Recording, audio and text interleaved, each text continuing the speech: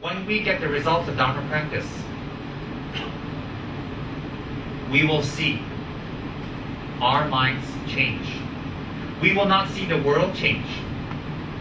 We will not see situations change. We will see not our environments changing. When we have our own minds change, we will see the whole world as if it has changed.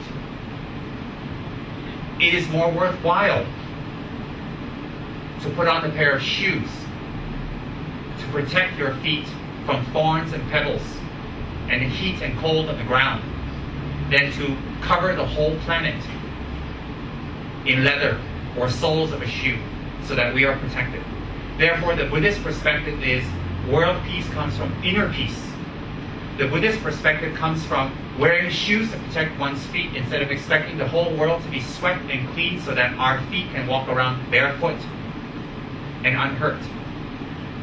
So therefore, by listening to the Dharma once, twice, again and again, and applying concentration and doing one's own homework, means studying up and listening up, definitely one will see one's disposition transform. Definitely, definitely.